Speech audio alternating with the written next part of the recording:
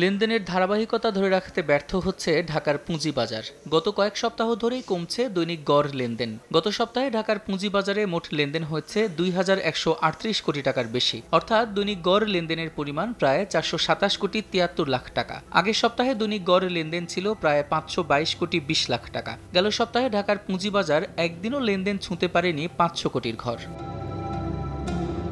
তবে উত্থান দেখেছে সূচক। ৫,১১৯ পয়েন্ট দিয়ে সপ্তাহ শুরু করা ঢাকার পুঁজিবাজারের প্রধান সূচক ডিএসইএক্স সপ্তাহ ব্যবধানে ৩০ পয়েন্ট বেড়ে দাঁড়িয়েছে প্রায় ৫,১৫০ পয়েন্টে। পয়েন্টের উত্থান হয়েছে অন্য সূচকগুলোরও।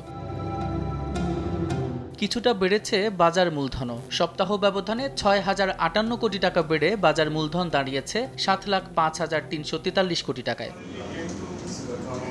এ সপ্তাহে ঢাকার পুঁজিবাজারের ২১টি খাতের মধ্যে ১৬টিতেই ধস নেমেছে। ব্যাংক খাতে লেনদেন কমেছে ২২%, জ্বালানি খাতে কমেছে প্রায় ৩১%। এছাড়া উল্লেখযোগ্য হারে লেনদেন কমেছে ফার্মাসিউটিক্যাল, সিরামিক, সাধারণ ও জীবন বীমা সহ অন্যান্য খাতেও।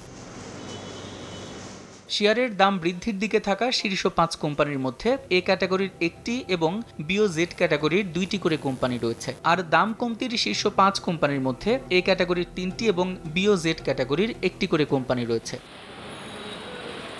সাদিক হাসান ইমন, সময় সংবাদ, ঢাকা।